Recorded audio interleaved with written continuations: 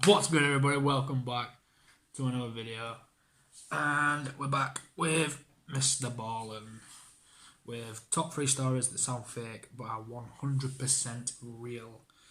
Part 13. Ay. Mr Ballen is insane. You all know that. He tells amazing stories. So go check him out. Link will be in the description. Anyways. If you like his content, smash subscribe, turn on notifications bell, smash the like button, and let's get into it. Sometimes the truth is stranger than fiction, and today we're going to look at 3 stories that demonstrate that. But before we get into today's stories, if you're a fan of the strange, dark, and mysterious delivered in story format, then you come to the right place because that's all we do, and we upload 3 or 4 times every week. So if that's of interest to you, please offer to teach the like button how to drive in your car, and then on the day of their first lesson, show up in your 18-speed transmission semi-tractor trailer truck. Also, please subscribe to our channel and turn on all notifications so you don't miss any of our weekly uploads. Alright, let's get into today's stories.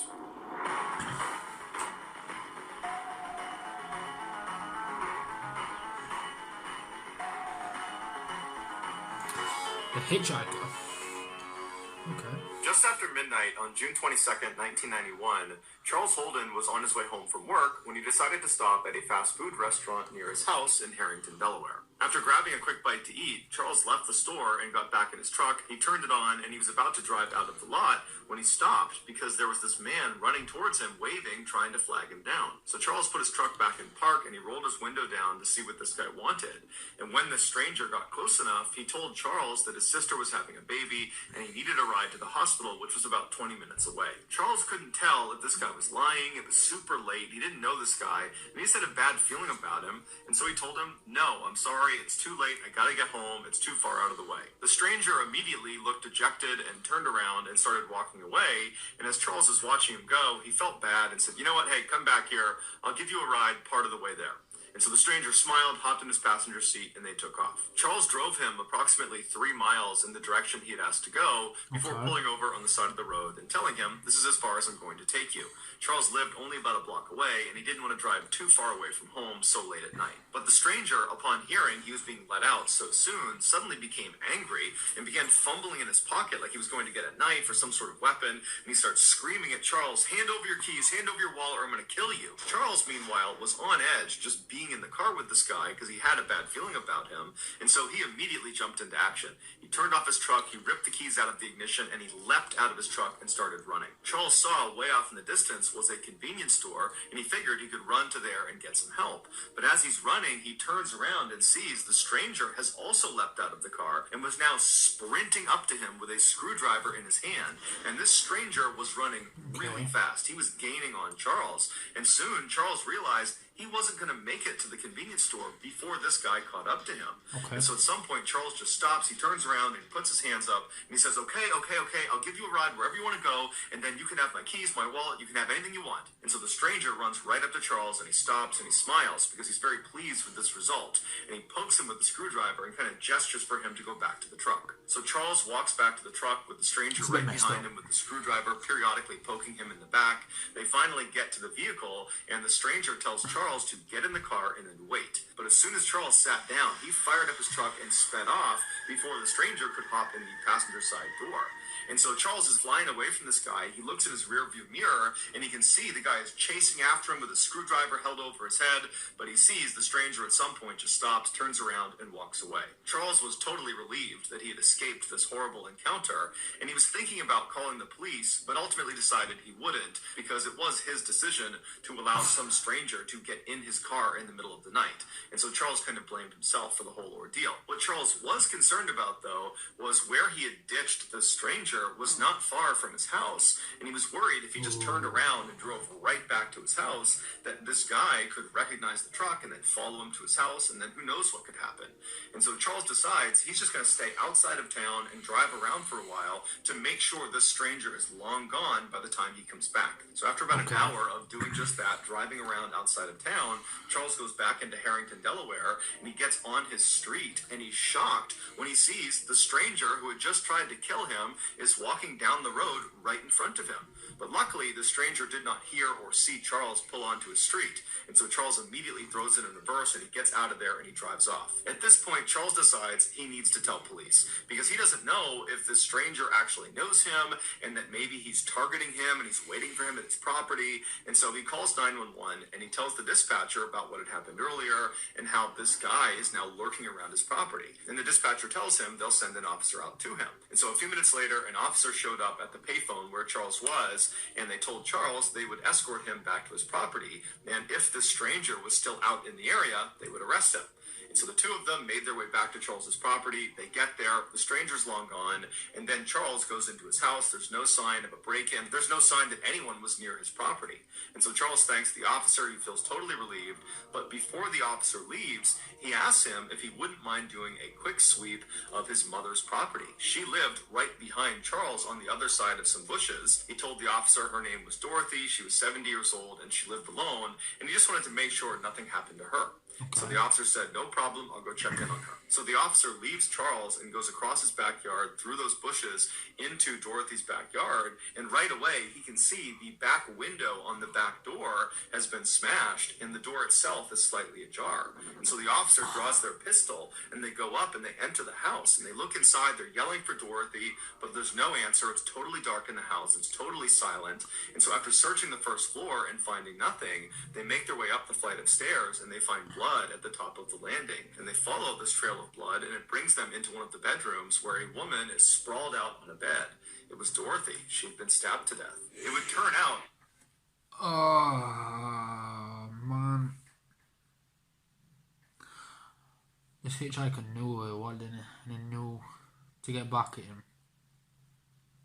To kill his mother. Oh my god. Ooh, that is awful. He killed his mother, man, just because he didn't give him a lift. Ay, ay, ay. After Charles had ditched the stranger and sped off without him, the stranger, whose name was Gilbert Cannon, began looking for a place to sleep, and the house he ultimately selected just happened to be Charles's mother's house. After Gilbert broke in through her back door, he saw Dorothy coming down the steps to confront him, and because he was worried she'd be able to identify him, he attacked her with a screwdriver. Gilbert would later tell police that the attack on Charles was completely random. He was just at this fast food restaurant, he saw Charles get into his truck, and he thought to himself, if I can get in that guy's truck, I bet I can rob him. And then after this failed robbery, when Gilbert is out looking for a place to sleep, and he breaks into this house, and this woman comes down the stairs that he attacks and kills, he has no idea that this woman, Dorothy, is Charles's mother. The entire night was one big, horrible coincidence. Gilbert would plead guilty to the murder and would be sentenced to life in prison without the possibility of parole. Wow. So he didn't actually know him. It was just a coincidence that he broke into his mother's house and she came down to see what were happening. And he killed her because she could have recognised him and reported him to police. Oh my god. So he didn't even need a lift, he just wanted to rob the dude. Damn. That's messed up. The bully. In 1949, 15-year-old problem child Ken Rex McElroy dropped out of school and moved to a tiny farming town called Skidmore, Missouri. There, he began his life of crime, which consisted primarily of theft. At night, he would drive his truck onto Skidmore residents' property, and he would steal their livestock, alcohol, grain, food, antiques, anything he could get his hands on and that he could sell, he would take. Well, you're an asshole. That's all I'm going to say. You're an asshole. Because you basically destroyed everyone's lives who lived there. Because you're an asshole. Sweet. And if the owners ever caught him in the act, he would just raise his rifle at them and tell them to go back inside and never report it to the police or he would kill them. And because Rex was this big 270-pound monster of a man who was known for having a bad temper and for being really aggressive, people generally just did what he asked, and his crimes went totally unreported. In the rare instances that victims would report Rex's crimes to police, Rex would begin intimidating them and their family by staking out their houses at all hours of the night, or he would just walk directly up to these victims and he would say, "I will kill you if you testify against me." And if none of those tactics worked, Rex used some of his illegal money to hire one of the very best defense lawyers in the entire state, a lawyer who had famously represented the mob, and he would step in and get Rex off of virtually any charge, including the time Rex actually did shoot one of the owners who caught him in the act. Over the years, Rex would use these fear and intimidation tactics, not just to... That's a good lawyer, man. Jeez. How does this lawyer get people off the hook who's actually shot and killed people, man? My God.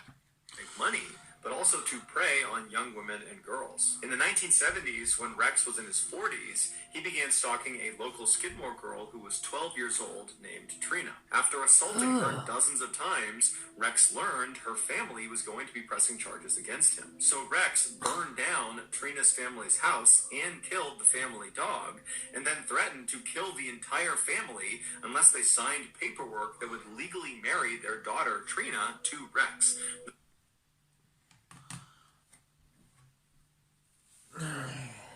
Did they say Rex was 27-year-old? 27. I think they said he was 27. And because he assaulted her and they were going to press charges against him, he burnt down the home, killed their dog, and then threatened to kill them all unless they signed legal paperwork that made him and this 12-year-old girl married.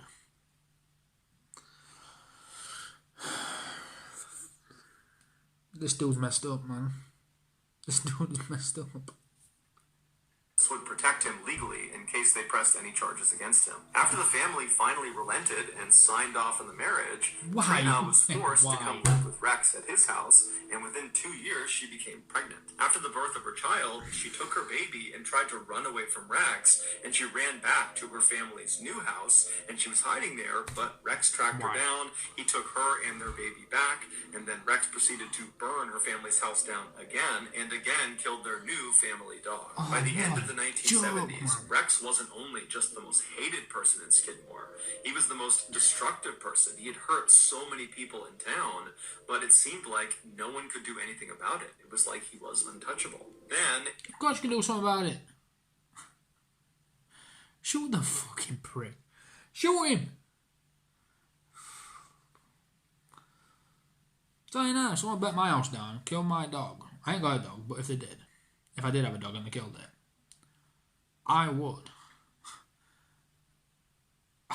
You know what? As a dad, you should really sit there and think, right, this dude just burnt down my house, killed his dog, and now he wants to legally marry my daughter, just so I can't, like, get him arrested or anything. I'd shoot the dude. I don't care. You can be whoever you want to be. But I ain't gonna sign paperwork that marries my daughter to you. I mean, she's 12, bro.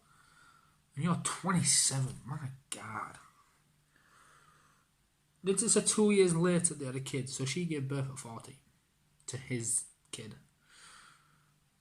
Oh my God. That is messed up. That is absolutely messed up.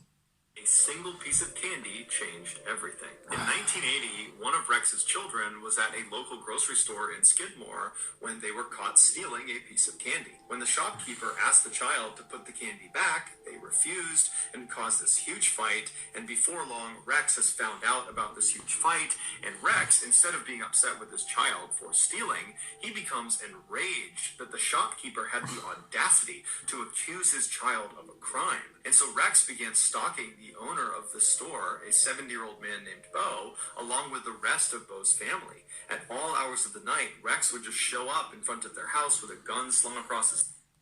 Bo looks like the kind of dude that would actually kill him. Come on, boy, do us all a favour, bro. lap, and he would fire shots in the air. And then during the day, he would walk right up to Bo and he would tell him, "I'm going to kill you." And so Bo and his family knew it was only a matter of time before Rex did become violent. And they were right. In July of that year, Rex showed up at Bo's grocery store with a shotgun in hand. And Bo, who was in the back of the shop loading groceries through the back door, he turns around and he sees Rex walking up to him. They have this heated confrontation where at some point Rex just raises a shotgun and he fires a shot into Bo's neck. Bo was gravely wounded, but he would survive, and Rex would actually get arrested and would be charged with attempted murder. And it seemed like, for once, maybe Rex was actually going to get what was coming to him. But he didn't. The attempted murder charge was lowered to just assault, and he was given 2 years in prison. But he would only serve... Assault? Fuck me. What? Man's just shot a dude's neck out with a shotgun and you're going to charge him with assault.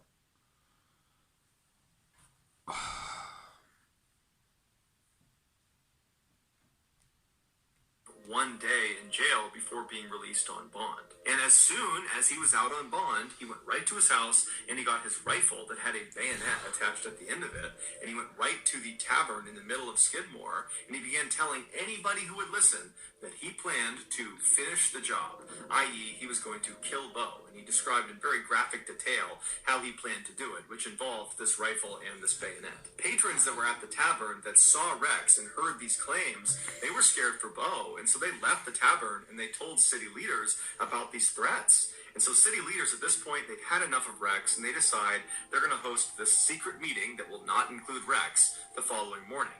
So the next morning comes around, and all these angry residents, they come to this meeting, and they begin discussing, how are we going to handle Rex? We can't use police. We can't use politicians. Nothing can be done. So what are we going to do? How are we going to put an end to his reign of terror? And after a while, they came up with a plan.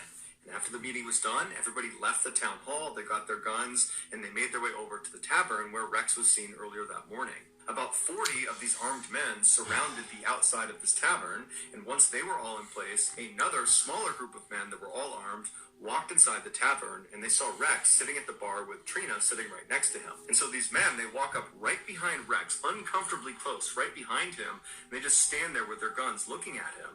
And at some point, Rex turns around and sees them, and he's about to lash out and start fighting them, but he realizes he's totally outnumbered, and these men that are standing all around him, they look like they mean business. And so he stands up, he grabs Trina, and he brushes past them, trying to act tough, and he walks out of the tavern. When he gets outside, he's taken aback at this additional group of armed men, which is much larger, who are all standing there just looking in at him. And so Rex, at this point, becomes visibly frightened, but he grabs Trina and he calmly walks out to his truck, which is parked a little ways out in front of the tavern.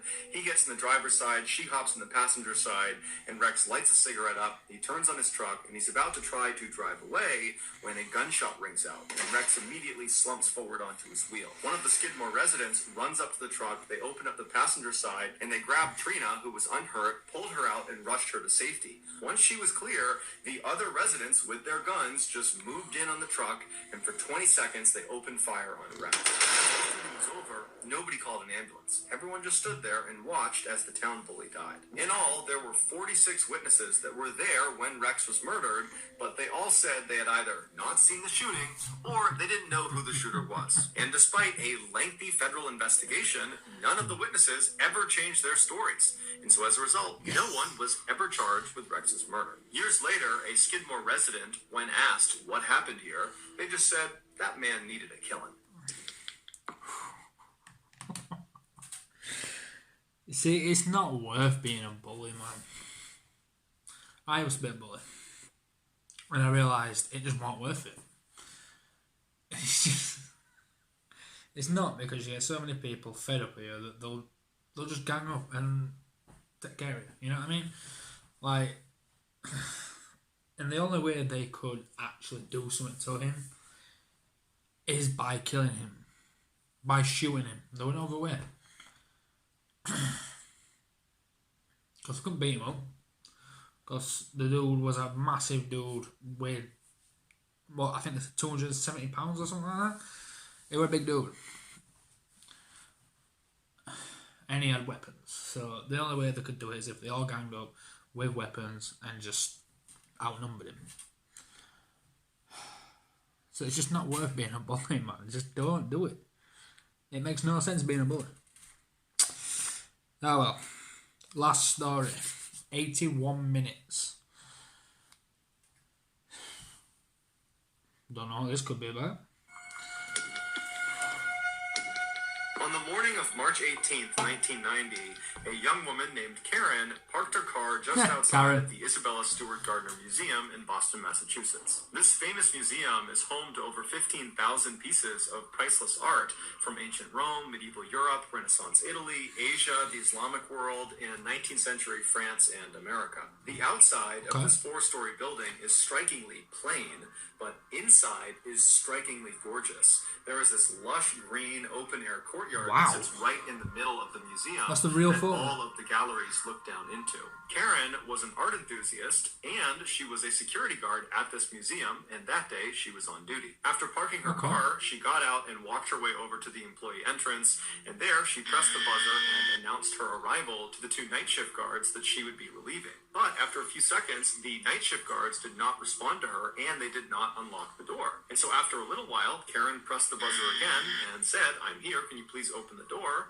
But again, the guards that were on duty did not respond back to her, and the door did not open. This was highly unusual, so Karen left the door, found a payphone, and called the chief of security for the museum, who lived out in town, and told him she couldn't get in the building. So about 10 minutes later, the chief of security shows up, and he takes Karen, and he walks her around to the other side of the building. He leads her up an outdoor flight of stairs to another entrance to the museum. He pulls out a big ring of keys, he finds the right one, and he opens the door. The entrance they were going through placed them in this dark hallway that stretched out straight in front of them, and then at the very end of the hallway on the right was this very brightly lit room that the door was wide open to, and that was the security office where the guards were supposed to be. And so Karen and the chief, they begin walking down this hallway expecting to get to the end of it and look inside this room and see these guards and get an explanation for why they didn't buzz Karen in the first place. But when they reach the end of the hallway and they look in this office, there's nobody inside of there. And now that they were up close, they could see the door leading into the security office had been smashed open. In fact, the doorknob to this door had been smashed off and was laying on the ground. And then next to it, right in front of them, was this metal crowbar. And then above them, the one camera that would have seen whatever had happened in the hallway, it had been turned around and was facing the wall. So Karen and the chief, they know they've stumbled on something that's probably really bad. They don't know what it is. They don't know if there's still people inside the museum. They don't know where the guards are. So the chief just grabs the crowbar for protection, and he and Karen run into the office and they call police. Although they didn't know it yet, Karen and the chief had just discovered one of the most famous crimes in history. The night before, 23-year-old security guard Rick Abath trudged his way down the walkway towards the employee entrance of the museum. He and another young man named Randy were scheduled to work the overnight shift that night. Rick hated his job at the museum because it was incredibly boring, but Rick didn't really have many other employment opportunities to choose from. He was a guy that had dropped out of music school and spent most of his time smoking marijuana, drinking beer, and playing in his friend's rock band. And so he just kept this job that he hated. Once Rick got inside the museum, he walked over to the office where he found his partner that night, Randy, was already sitting behind the desk. After chatting with him for a few minutes, Rick said he would do the first set of security rounds, and so he grabbed a walkie-talkie and a flashlight, and he headed out to the exhibit halls. Almost immediately, a fire alarm went off. Rick went to the area where it was going off, and he investigated and did not see a fire, and so he just turned the alarm off. The building was very old, and it wasn't uncommon for their electronics to fail or glitch. And so after this, Rick didn't think much of it. He continued doing his security rounds, and after about 30 more minutes of that, he made his way back down to the security office, where he traded places with Randy. Rick took the seat behind the desk, and Randy took the walkie-talkie and flashlight and headed out into the exhibits. About 30 minutes later, while Randy was still doing his security rounds, Rick had his head down on the desk when he heard the sound of the buzzer coming from one of the outside doors. He lifted his head up and he looked at the screen that was connected to the camera, looking down at whoever was outside of this door, and he saw there were 2 police officers standing right outside the door. And so he reached over and he pressed the intercom button and he said, "Hey, can I help you?" And the officers said they were there responding to a disturbance call. Can they come inside? Now, Rick didn't know what this was about. He assumed it must have to do with maybe the fire alarm that had gone off earlier, or maybe somebody outside had seen someone trying to break in and they had called it in. But either way, he felt like it was important enough that he should let them in. even though it was against protocol to allow anyone into the museum after hours, including police. And so the two officers, they come through the doors and they wind up in the hallway right outside of the security office, and there's a window into the security office, so both the officers and Rick can see each other. And the officers immediately say to Rick, "Hey, are you working alone tonight?" And Rick says, "No, my partner is out doing security rounds. He'll be back soon." And so the officers just kind of nod their heads, and they're looking around the room for a second. And one of them, as he glances at Rick again, he does kind of a double take. And he goes, "Wait a minute. I think I know you. There's a warrant out for your arrest. You need to come out here and show me your ID." And so Rick is caught completely off guard, but he just kind of instinctively does what he's told because it's a police officer. And so Rick stands up, he walks out of the office, he goes out into the hallway, and as he's about to present his ID to the inquiring officer, the officer just grabs him, pushes him up against the wall, and handcuffs him. And so before Rick can say anything, Randy, his partner, comes back from doing his security rounds. He walks into the hall and has no idea what's going on. The other officer, the one that had not handcuffed Rick, grabs Randy and does the same thing, presses him up against the wall and handcuffs him. And so as Randy and Rick are standing there up against the wall with their hands behind their back, they're looking at each other, they're looking around thinking, what's going on here? And at some point, Randy just blurts out, "Why are we being arrested?" And that's when one of the officers just says, "Oh, you're not being arrested. You're being robbed." Rick and Randy were led by the imposter cops down into the basement. Fake police uniforms. Oh my god, are you stupid? You went against protocol, and it didn't pay off, bro. Stupid. Of this building where they were bound and gagged with duct tape, and then these two thieves proceeded to spend the next 81 minutes walking all around the museum, ultimately stealing 13 pieces of art before destroying the security footage and then fleeing the building. Rick and Randy were discovered unhurt later that morning by police, still tied up in the basement. Despite dozens of suspects, numerous viable theories, and a massive monetary reward, these two art thieves were never caught and remain at large today. As for the 13 pieces of stolen art, one of which includes the extremely rare Rembrandt painting called The Storm on the Sea of Galilee, which is his only seascape in existence, they are still unaccounted for. And combined, they are worth a staggering $500 million. So that's going to do it, guys. If you found the secret in today's episode...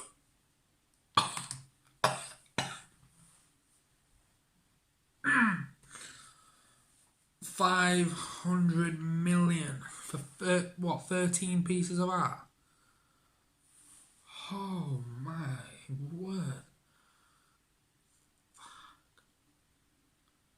500 million.